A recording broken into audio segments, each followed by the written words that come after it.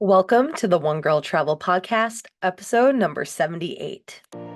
Welcome to the One Girl Travel Podcast, your passport to the world of solo travel, with certified life and travel coach, Alessia Tenebruso. Join Alessia as she shares her own journey of self-discovery through solo travel, while also focusing on topics such as life coaching insights and travel tips along the way. Now, here's your host, Alessia Tenebruso. Hello, my friends, and welcome to episode number 78 of the One Girl Travel Podcast. Today, I want to talk to you about something that I absolutely love doing. It's my favorite way to travel, and I'll be doing it soon, and I'll be sharing it with all of you over on my social media and my YouTube page. So if you're not already following me, be sure to do so. One Girl Travel on pretty much any platform you can find. I'll be there, and I'll be sharing all of my travels with you, but let me talk about it. So today we're going to talk about the top things to avoid doing when you're on a cruise. So as you may know, like I said, I love cruising. I think cruising is such a great way to experience the world and have a very leisurely experience while doing it. Because when you get on a cruise ship, you're on, you unpack, and then you just wake up in a different country or a different island. And it's great. It's hassle-free. You have your transportation taken care of. And it's like the cruise ship itself is a vacation, and then your destination is a vacation. So you really can't beat it. So I want to talk to you about the things to avoid when you are on a cruise. That way you don't make any rookie mistakes and any big mistakes because you don't want to get banned from cruising or any fines or penalties or jail time. So let's get into it. The first topic I want to talk about is ignoring the safety protocols on a cruise ship. So, if you have not been on a cruise ship before, you might not realize that when you board a cruise ship, you have to go to your muster station for a muster drill. And basically, that is your location on the ship that you would go in case of emergency. So, you have to go when you board the ship to your muster station and check in because they will do a muster drill where they go over the fact that this is where you go when you're on a cruise. If there's an emergency, this is the location. You go here, and then you have to follow along with the procedures. So they show you how to put on a life jacket, they'll tell you where you go, and it's a serious drill. Like, you can't bring any cocktails to this. So just keep that in mind. And also, you can't avoid it either. I know you might want to get your vacation started, you want to go have drinks. You can't. You have to go and do the muster drill. It is mandatory. If you miss it, they'll be calling your name over the loudspeaker and you're going to hold up the rest of the experience. So just get it over with. Since COVID, they have made the muster drill easier by doing it virtually. So some cruise lines will let you watch it before you get on the ship. Some will display it in your cruise cabin and you watch it there. So there are other ways to do it. Sometimes you don't have to sit through like the whole presentation because you watched it on the screen and you just check in so that way you know where that location is on the cruise ship. But no matter what, you have to do this. So do not avoid your muster drill. Next up is washing your hands. So at every buffet, there are going to be many sinks available to you, and there'll probably be a personnel employee of the cruise ship singing a washy washy song to you. So they remind you to wash your hands before you enter the buffet. The buffet, of course, is a very high traffic area. There's a lot of hands, a lot of people. You don't want to get sick, especially with stomach issues on a cruise. You don't want that. So you avoid it by washing your hands as much as possible. And then, of course, in front of the restaurants, there'll be sanitizing kiosks where you can sanitize your hands before you enter the restaurants. But you want to make sure that you are on top of your hand washing game. You want to stay as clean as possible because every railing you touch, every elevator button, everything is just touched by lots of people. So you want to limit your exposure to getting sick. So wash your hands. Next up is overindulging. So when you're on a cruise ship, cruises are known for drinking and eating along with other things, of course. But drinking and eating are two of the main attractions of cruise ships. The food's really good, and most likely you'll get a beverage package where your drinks are unlimited. And unlimited drinks can lead to getting kind of drunk. So if you're a drinker, and especially if you're a solo traveler, you want to be mindful of how much alcohol you indulge in. Be, especially as a solo traveler, you want to have your wits about you at all times. You want to make sure that you're aware of your surroundings, you know what you're doing. You have to take care of yourself when you're solo traveling, and drinking can lead to just not knowing what's going on. It could lead to dangerous things happening, especially on a cruise ship. You don't want to lean over a rail or anything. You don't want to get involved with the wrong people. You want to make sure that you know everything that's going on around you. So, what I recommend is with every cocktail you order a cup of water because they're going to be small cups. You could just chug it quick. That way, you stay hydrated and you kind of just balance out between the alcohol and hydrating, especially if you're out by the pool and you're drinking, frozen cocktails. You get hot, the alcohol hits you harder, and you don't want to get sick. So just make sure you don't overindulge. And, it's cool to party, have fun, but just know what you're doing, stay responsible, and be careful. And of course, like, don't take drinks from strangers. I tell all my solo travelers that all the time. I know our parents told us that since we were teenagers, but like, don't take drinks from strangers. Do not leave your drinks unattended. Make sure that you are getting your drinks from the bartender and just be safe. All right. Next up is neglecting reservations and plans. So you want to make sure that you are booking your reservations in advance. So reservations for dining, for excursions, for shows, those are all things that you can book before you even go on the cruise ship. So what I recommend is to book whatever you can as early as possible. And not all reservations are going to be available pre-cruise. They open small slots for, depending on the quantity of people and the time and the restaurant. Sorry. They open up a limited amount of reservations pre-cruise. So if you can grab a reservation before you get on the cruise ship, that's great. Try to do that. Try to get the shows booked.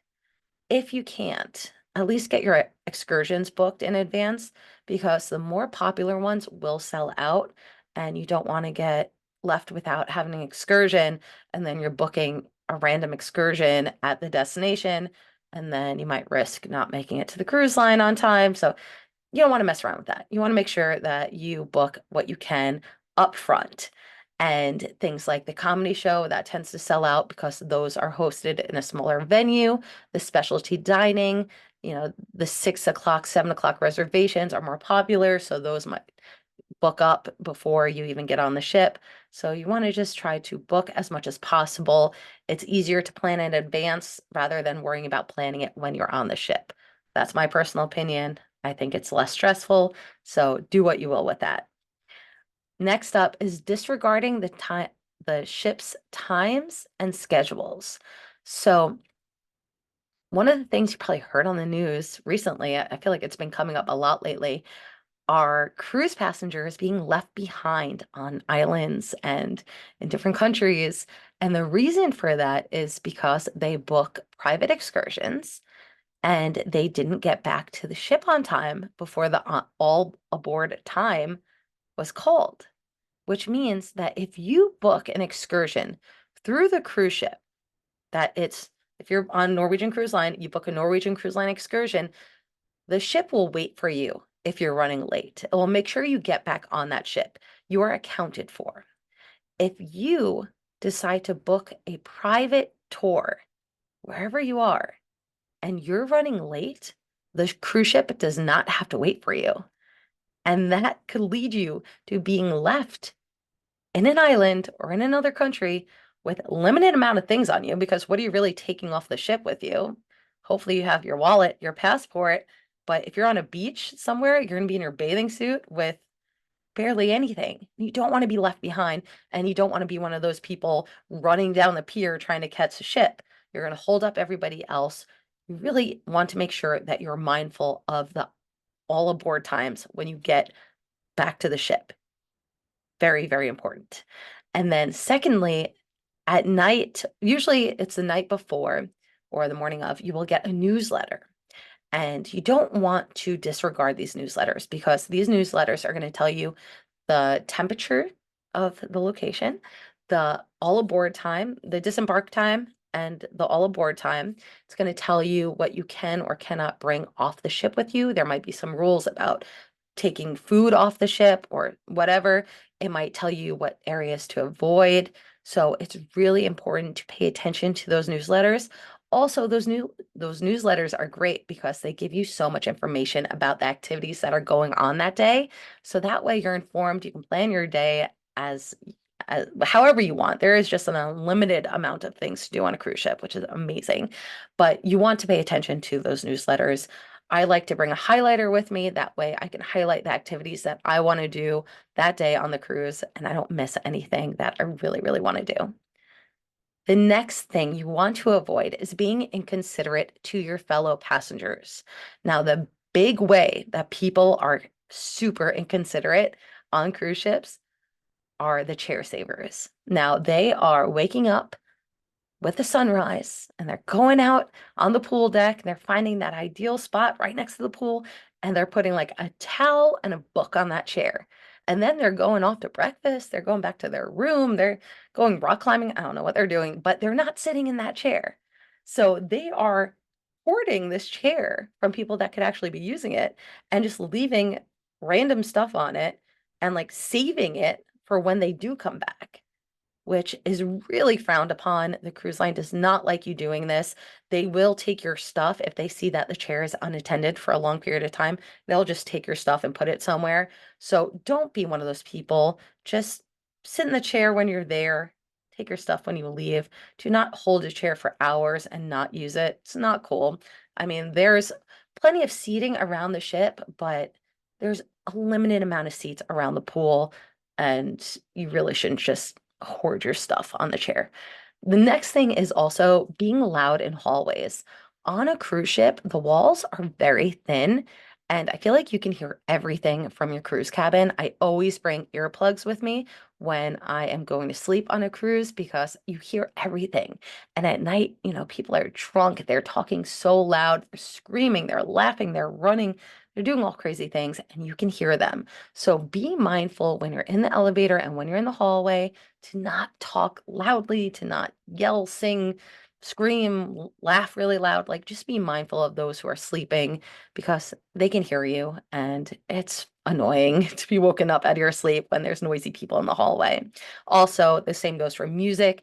You want to be careful of loud music on your balconies, in your room. Just noise carries. So just be considerate of your passengers. Next up is mismanaging your onboard accounts.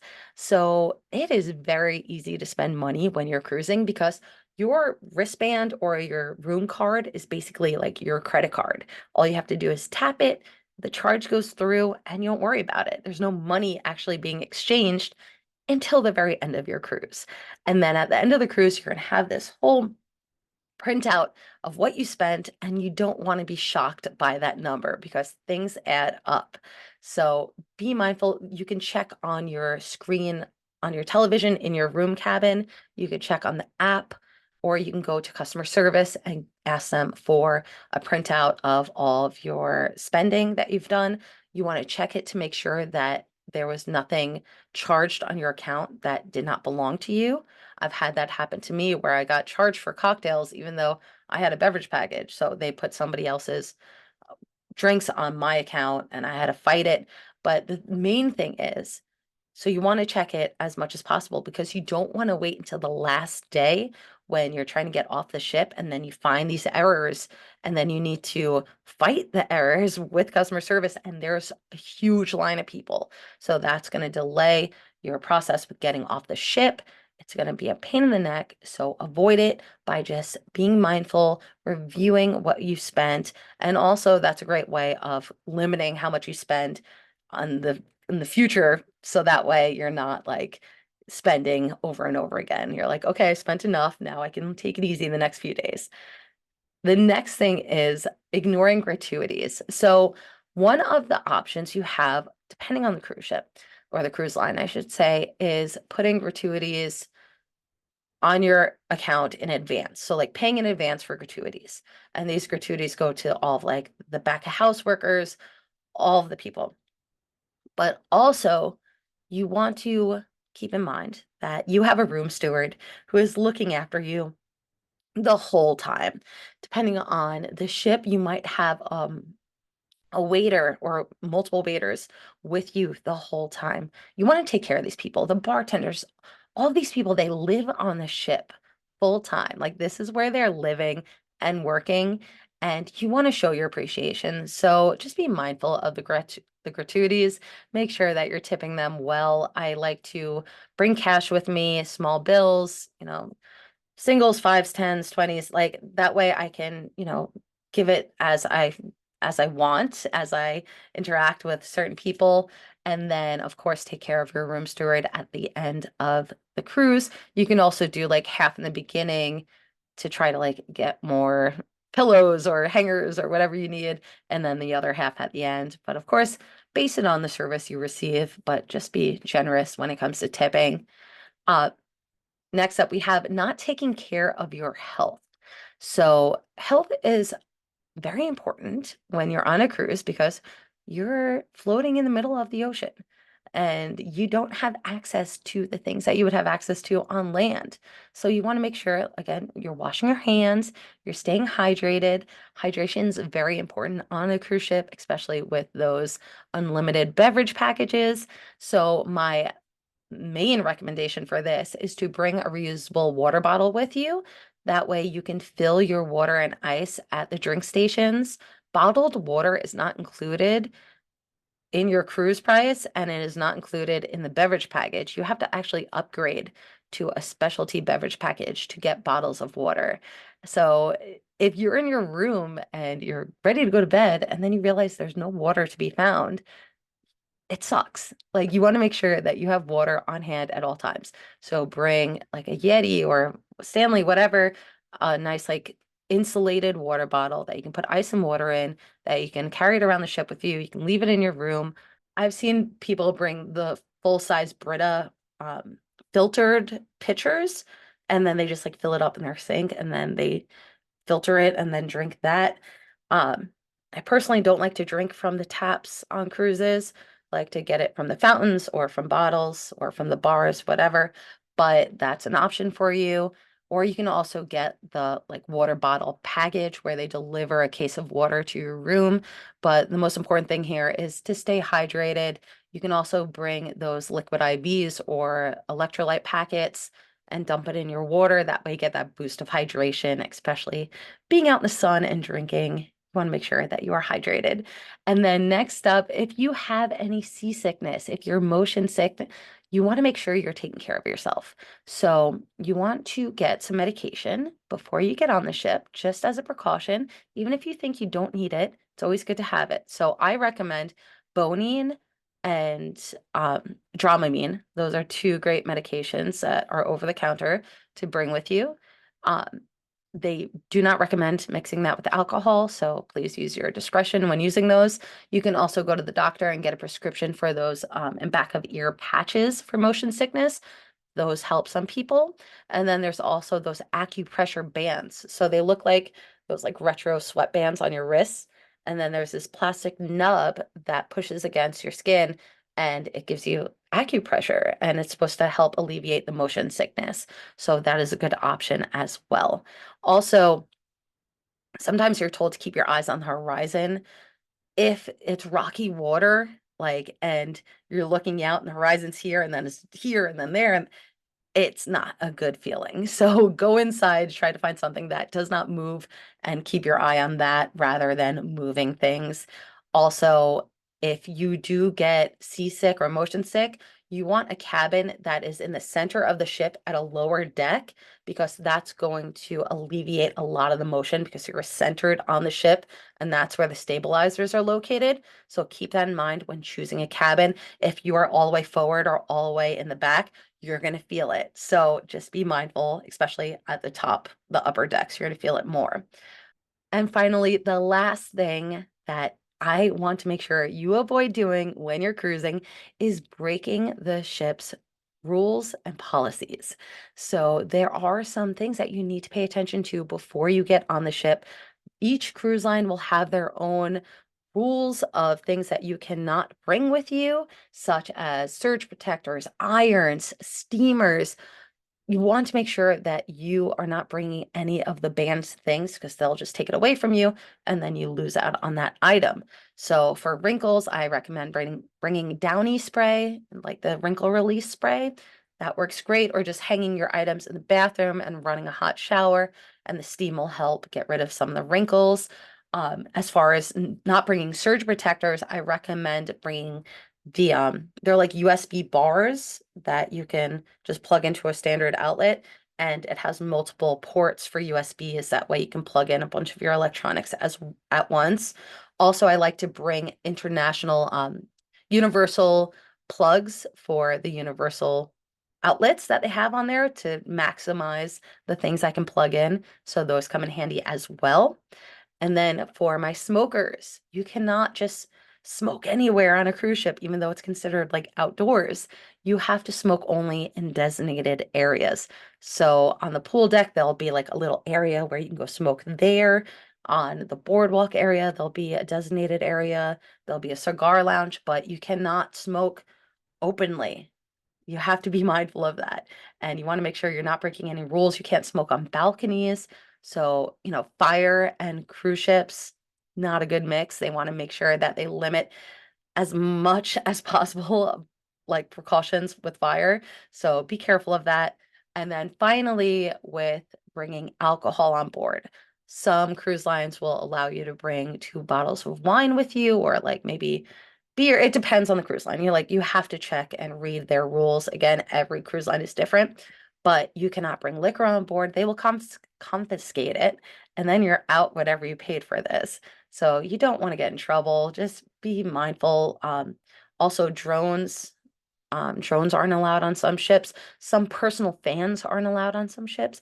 So again, read the rules before you get on board to avoid any fines, penalties, being banned. You don't want to be banned from cruising. So just keep all that in mind for a great cruise. Again, cruising is such a great way to experience the world. It's fun, it's relaxing. Honestly, cruising is anything you want it to be because you can be as active as you want or as relaxing as you want. And I am actually going on a cruise in a few weeks on a Virgin Voyage cruise. Those are adult-only cruises, and I'm attending a conference. I'm very excited for it. I'll be sharing all of that with you. Again, follow me on YouTube, One Girl Travel, on Instagram, TikTok, One Girl Travel, and I am so excited to share my travels with all of you. And yeah, I hope these tips helped you. If you have any questions about cruising, let me know. I would love to create more content around cruising. Because again, I love it. I'm passionate about it. I hope every one of you decides to take a cruise and loves it. So until next time, my friends, I hope you have a great day, and I'll talk to you next week. And one final reminder, if you're ready to take a vacation this year, if you are ready to start solo traveling, but you don't know how to go about it, you don't know how to book that first trip, or maybe you don't feel comfortable, or maybe you just want a fun girls trip, or maybe you just want to travel with me. That's cool too. But join me on my Germany trip this December, where we are going to experience the magic of Germany's Christmas markets. It is going to be incredible. The Italy trip was a dream come true, and I can't wait to go on more trips with all of you. So this Germany trip is going to be so much fun. If you have questions about it, reach out to me, contact@onegirltravel.com. We can set up a call. I'll help you through whatever you need. If you have any questions, I'll be happy to answer them. But I would love for you to join this trip. Right now, there are a few early bird spots left where you save $100. So go check it out. I'll have a link in my show notes for the trip, or you can go to onegirltravel.com and it will say travel with me up in the top, and click that. I hope you join me on this journey, and I am so excited to travel with you in the future. Bye. Thanks so much for tuning in to this episode of the One Girl Travel Podcast. If you're enjoying the show, please feel free to rate, subscribe, and leave a review wherever you listen to your podcasts. You can find out more about your host on our website, onegirltravel.com, or follow her on Instagram, Facebook, Pinterest, and TikTok. Thanks again for tuning in, and we'll catch you in the next episode.